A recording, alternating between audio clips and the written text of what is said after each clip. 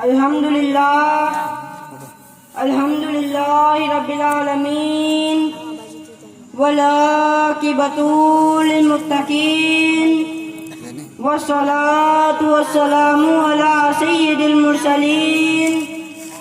Wa ala alihi wa sahabihi wa ala baitihi ajma'in Amma ba'd Fa'udhu billahi minash shaitanir rajim Bismillahirrahmanirrahim Inna salata tanha anil fahsai wal munkar Sadaqallahu wa mawlana al-azim Wa ballagna rasuluhu nabiyyul aminul matinul kareem Wa nahnu ala dhalika lamina shahidin wa shakirin walhamdulillahi rabbil alameen بادئے توحید کے متوالوں شمع رسالت کے پروانوں شہدائے ملت کے جانثاروں اولیاء امت کے طلبگاروں اور غوث اعظم کے دیوانوں آقا علیہ الصلوۃ والسلام کی بارگاہ بےکس پناہ میں اپنی غلامی کا ثبوت دیتے ہوئے باواز بلند درود پاک کا نذرانہ پیش کرو اور پڑھے اللہم صلی علی اللهم صل على سيدنا مولانا محمد عدد ما في الله صلاة دائمة بدوام صلاۃ والسلام علیک یا رسول اللہ صلی اللہ تعالی علیہ وسلم امام عشق محبت اعلیٰ حضرت فرماتے ہیں ان کے طفیل حجبی خدا نے کرا دیے ان کے طفیل حجبی خدا نے کرا دیے اصل مراد حاضری اس پاک در کی ہے سرکار ہم گنہگاروں میں طرز ادب کہاں سرکار ہم گنہگاروں میں طرز ادب کہاں ہم کو تو بس تمیز یہی بھیک بھر کی ہے آخود سنا دے عشق کے بولوں میں اے رضا مشتاق طبعے لذت سوچ جگر کی ہے حضرات محترم اللہ تبارک و تعالی قرآن میں فرماتا ہے ان الصلاۃ تنہا عن الفحشاء والمنکر یعنی بے شک نماز بے حیائی اور بری باتوں سے روکتی ہے آج میرا موضوع سخن فضائل نماز ہے اور نماز کے ساتھ صاحب نماز کی فضیلت بھی ملاحظہ فرمائیں گے خدا تک پہنچنے کے لیے آقا علیہ السلام نے بہت سے طریقے بتائے نماز ہو یا روزہ حج ہو یا زکوٰۃ ہر ایک کا مقصد خدا کی معرفت ہے نماز کا فائدہ بتاتے ہوئے اللہ تبارک و تعالی قرآن میں فرماتا ہے ان الصلاۃ تنہا عن الفحشاء والمنکر بے شک نماز بے حیائی اور بری باتوں سے روکتی ہے حضرات گرامی اس آیت کریمہ میں دو لفظ قابل غور ہے ایک فحشا اور دوسرا منکر جو چیز عقلاً بری ہو وہ فحش کہلاتی ہے اور جو چیز شرعاً ممنوع ہے وہ منکر کہلاتی ہے یعنی نماز عقلی برائیوں سے منع کرتی ہے اور نماز شرعی برائیوں سے روکتی ہے لیکن ان دونوں نمازیوں کا حال یہ ہے کہ ایک طرف نماز ادا کرتے ہیں دوسری طرف جھوٹ بولتے ہیں ایک طرف سجدہ کرتے ہیں دوسری طرف حرام کھاتے ہیں ایک طرف نماز پڑھتے ہیں دوسری طرف زنا کرتے ہیں حالانکہ نماز ان برائیوں سے روکتی نہیں ہے آپ ہی بتائیے قصور کس کا ہوا نمازی کا یا نماز کا میں کہتا ہوں قصور نماز کا نہیں بلکہ خود نمازی کا ہے نماز تو روک ہی رہی ہے لیکن نمازی خود ہی نہیں رکتا حضرات محترم نماز افضل عبادات ہے نماز شان بندگی ہے نماز وقار زندگی ہے نماز رضا الہی کا باعث ہے نماز مصطفیٰ جان رحمت کی آنکھوں کی ٹھنڈک ہے نماز ایمان کی پہچان ہے نماز ذکر خدا کا نام ہے نماز جنت میں لے جائے گی نماز جہنم سے بچائے گی نماز وقت کا پابند بنا دیتی ہے نماز بلاؤں سے محفوظ رکھتی ہے نماز رسول اللہ صلی اللہ علیہ وسلم کی پسندیدہ عبادت ہے سبحان اللہ سبحان اللہ نعرہ تکبیر اللہ اکبر نعرہ رسالت یا رسول اللہ حضور کی آمد نور کی آمد شاہ کی آمد مکی کی آمد مدنی کی آمد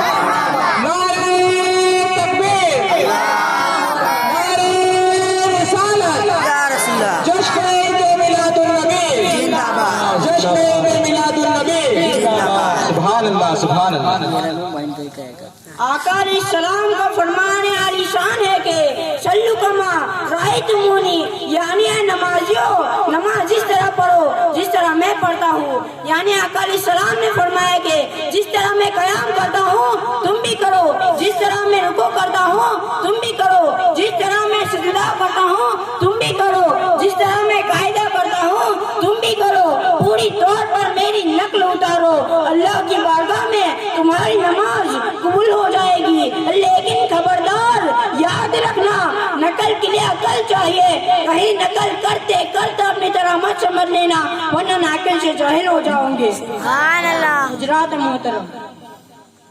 किसी को नमाज से रोकना बहुत बड़ा गुनाह है, और जो लोग खुदाई कामों में यानी अल्लाह तबारक व तआला के कामों में रुकावट डालते हैं वो अल्लाह के यहाँ बहुत बुरे होते हैं,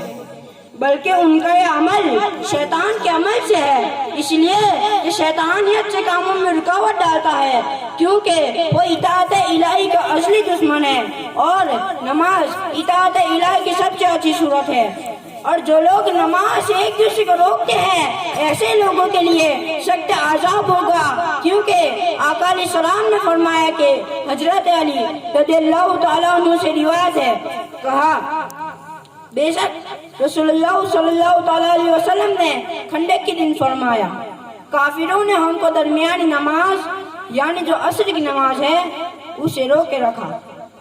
अल्लाह तबारक व तआला उनके घरों और कब्रों को आग से भर दे। अल्लाह अकबर। मेरे अजीजों, जो लोग नमाज से एक दूसरे को रोकते हैं कितना बड़ा अजाब है। इसलिए हमें चाहिए कि अगर कोई नमाज पढ़ने जा रहा हो हम उसका ना रोके, वरना हम भी उस अजाब में गिरफ्तार हो जाएंगे। हजरात मोहतरम, अगर किसी मकाम पर ताला लगा हो और उस ताले की कुंजी आपके पास हो तो आप बिला रुकावट उस कुंजी से ताला खोलकर उस मकाम पर दाखिल हो जाओगे। उसकी वजह यह है कि दाखिल होने का जरिया आपके हाथ में था। अगर आपके पास चाबी ना हो तो आप दाखिल नहीं हो सकोगे। ऐसे ही जन्नत में दाखिल होने का जरिया नमाज है, और आका अलैहिस्सलाम ने उसे जन्नत की कुंजी करार दिया है। हजरात, कुरान फरमाता है, इन्ना स्वलात तन्हा अनिल फहशाई वल मुनकर, बेशक नमाज बेहयाई और बुरी बातों से रोकती है, नमाज बुराइयों से बचाती है। हजरत अब्दुर्रहमान सफूरी रहमतुल्लाहि ताला अलैह ने नुज़हतुल मजालिस में एक अजीब व गरीब हिकायत बयान फरमाई है, जिसका खुलासा ये है कि एक शख्स एक औरत पर आशिक हो गया और दिन रात उसके फिराक में रहने लगा।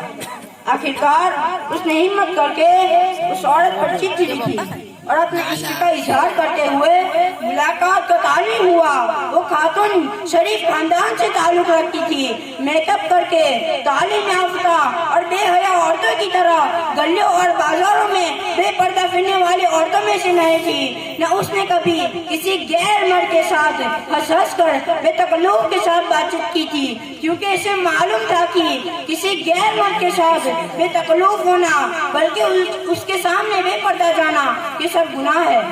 और इस किस्म की हरकत कोई गैरतमंद खातून करती नहीं, बल्कि सोच भी नहीं सकती। चुनांचे वो अपने जबरदस्ती के आशिक की चिट्ठी पाकर परेशान हो गई।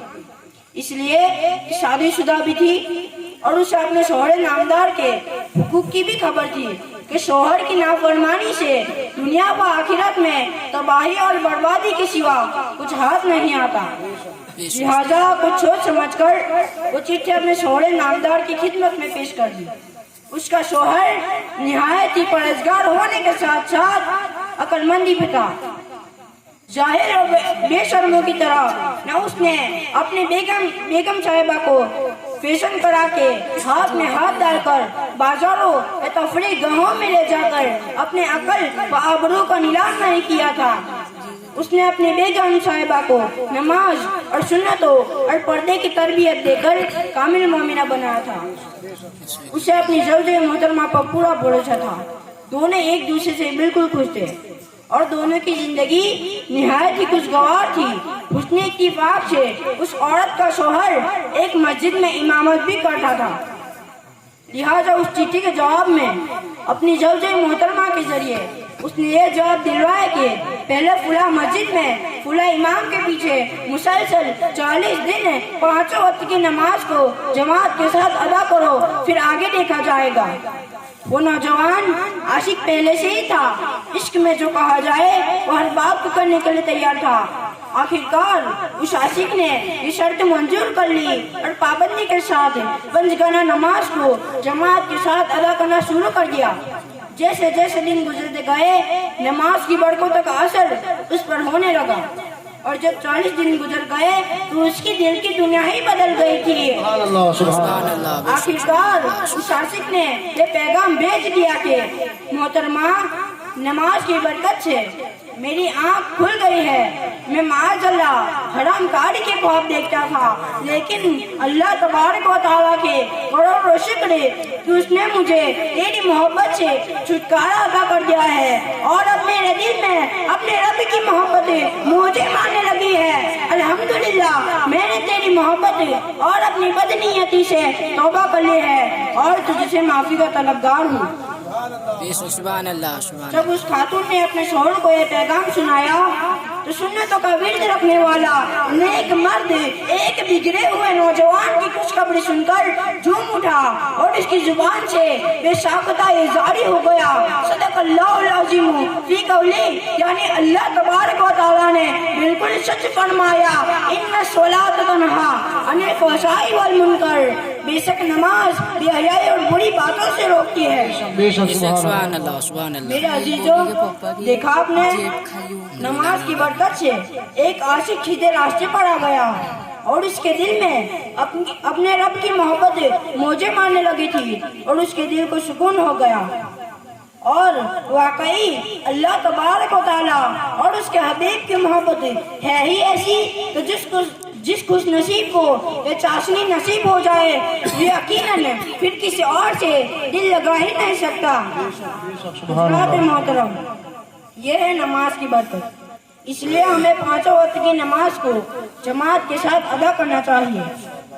آخر میں اللہ تبارک و تعالیٰ سے دعا کرتا ہوں کہ مولا تعالیٰ ہمیں پنجگانہ نماز کو جماعت کے ساتھ ادا کرنے کی توفیق اور رفیق عطا فرمائے اور ہمارے مدرسے کو دین دنیا رات چوگنی ترقی عطا فرمائے۔ ثم آمین۔ السلام علیکم ورحمۃ اللہ وبرکاتہ۔